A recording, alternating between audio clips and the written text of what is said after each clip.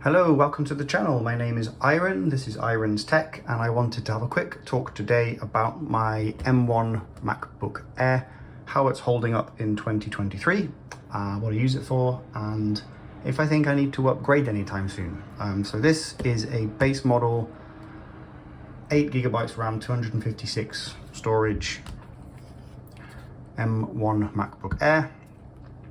I've had this for about nearly 2.5 years. It's honestly been fantastic. It's the best laptop I have ever had.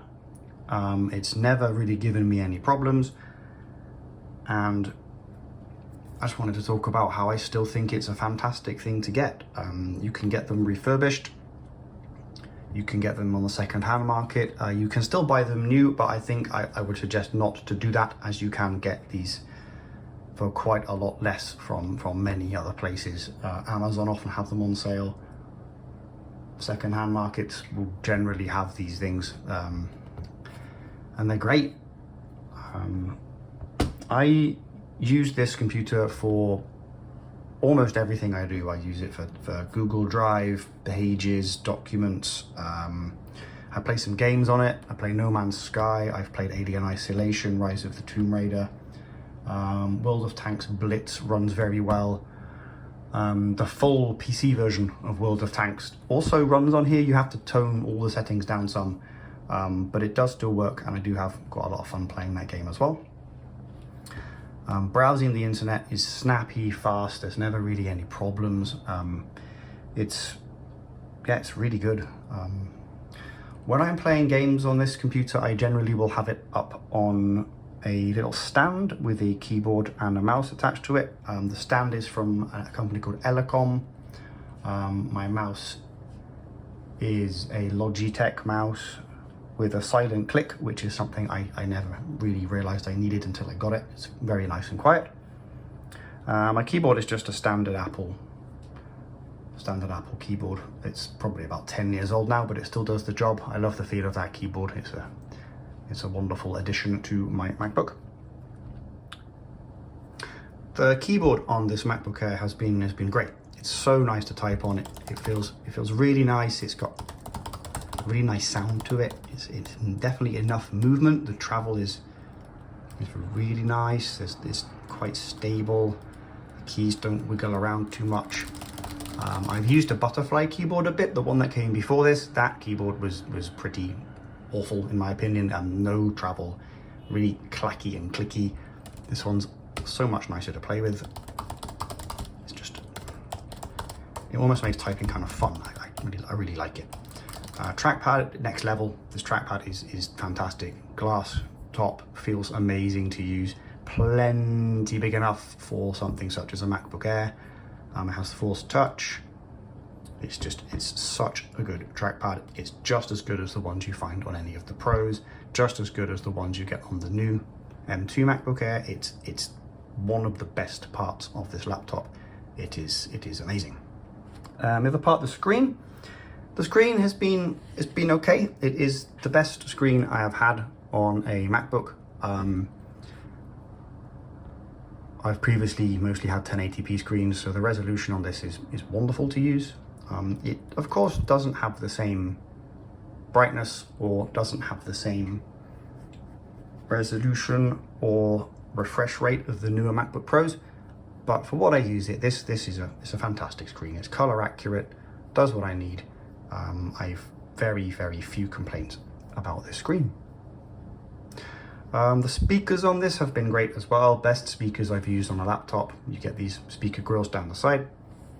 It goes plenty loud enough for a MacBook Air and an Ultrabook in general. It sounds incredible. Again, it has nothing on the Pros. The MacBook Pro 16, I've tried those speakers out and they are ridiculous. Honestly, for a laptop, they sound amazing. But for me, these speakers are great. Even playing games, listening to music, whatever I'm doing, there is bass there, which surprised me.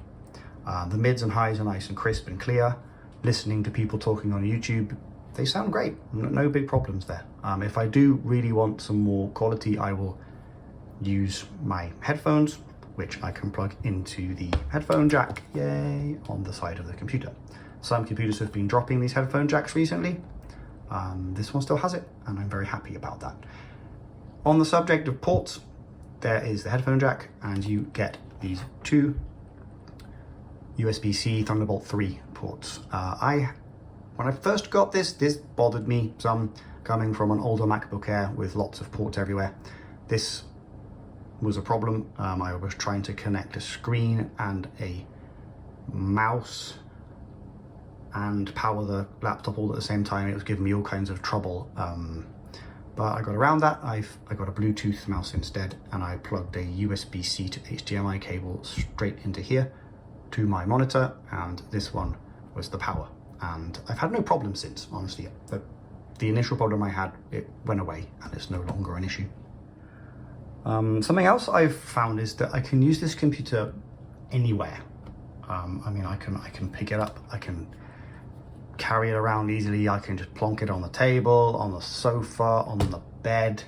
Like, even when I'm on the train or on the bus, if I need to, I can pull this out and use it. It's really nice and light. It doesn't really get in the way. I mean, look how thin it is. It's just, I'm still amazed by this thing every time I get it out and use it. Using it on the bed is something that's actually quite new to me for a laptop. My previous laptops would always get way too hot. The sheets and the blankets on the bed would block up the fans. It would become annoying to have sat on you or next to you because of how hot it got. This does not do that, unless you're playing a game like No Man's Sky, where it really does push the thing, and that will get hot. But anything else, it's great. It stays cool. Word processing, many tabs in Google, even a bit of video editing. It handles it no trouble. It doesn't get hot. It stays perfectly calm and cool and collected, as I like to say. Yeah, it's been a wonderful thing to use. The battery life on this has been remarkable. Again, unless you're gaming or you're doing something really demanding, the battery will start to come down quickly. But if you're doing just browsing, using Pages, Google Drive, especially if you drop the screen brightness, dropping the screen brightness is important. If you have the screen brightness maxed out, I get about maybe 7-8 hours out of it. If I drop the screen brightness to half, say, I mean, you're looking more like 10-11 hours. It just goes on and on and on. It's more than I need for a work day. And honestly, I'm charging this thing every 4 days, maybe 5 at a push. I rarely have to charge it multiple times in a work week. It's very, very impressive. Performance has been incredible. For an Ultrabook, a small light book, it has just so much power. It's really almost silly how much this thing was able to do for the price. Like I said, I could play loads of different games on this now. Rise of the Tomb Raider was beautiful on it. A little bit, you know, you had to drop the frames per second to 30, but still it just looks so good for an Ultrabook. It's so snappy, so quick. You open an application, it just loads. The swap memory was working fine. If the RAM gets full, it swaps to the SSD. It's barely noticeable on this computer. I've heard many people talk about the M2 version, saying that the swap is too slow and you notice slowdowns. On this, not so much. I've very rarely noticed anything. When it does start to swap, I'd have to actually check to see if it's happening, because it's just not obvious at all. One thing I would say is I should probably have got the 16 gigabyte of RAM option, and I think if I bought one now, I would get a 16 gigabyte just because of what I use it for. The video editing, a little bit of music production and Cubase, the gaming as well. Like, just the 16 gigs would have really helped this to just keep with the times and not use so much swap. Again, as I said, the swap isn't noticeable, but I would just feel more comfortable if it was running on RAM rather than the SSD all of the time. But again, considering 2.5 years old, it's still so snappy, so fast. In conclusion, just to wrap up, this is great. This laptop is fantastic for anyone needing something to just do their day-to-day work. Just, you know, Google Drive, Microsoft Suite, Pages, Excel spreadsheets, a bit of light video editing. It games too. You can game on this thing. I mean, it's not going to be as good as, you know, a full-on PC with your graphics cards. But this, I mean, it does it. It will run World of Tanks. It runs Rise of the Tomb Raider, No Man's Sky, World of Tanks Blitz. It can do that without getting too cross about it either. I mean, it gets a little hot, but it barely slows down. Frames per second will drop a bit after some time, but it's totally usable. I've really enjoyed this computer. I do not intend to upgrade this anytime soon. It does everything I need it to do. I have thought about getting a 14-inch MacBook Pro. I may still do that, just as I am curious to see how they perform. I'm curious. I like technology. I might just get one because I want one. But in terms of need, this does all I need. If you need a computer like this, I suggest having a look on the second-hand market, Apple refurbished. Pick one up. They are fantastic. Also, just before I go, you may notice there's some little circles on here. These little circles come from the case I use for this. I use a Tomtoc case. It's an older one, which has the circular foam protection. The newer Tomtoc cases do not leave these circles on the computers. My old one does. I'm not too fussed. They do rub off, but I don't see the point, as every time I use the case, they come back. It also makes it very quick to identify which MacBook is mine, just because it's got these little circles all over it.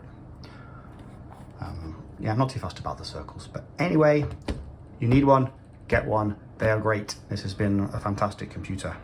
Thank you again for listening to this. My name is Iron. This is Iron's Tech, and this is my base model M1 MacBook Air. Thank you very much. See you again.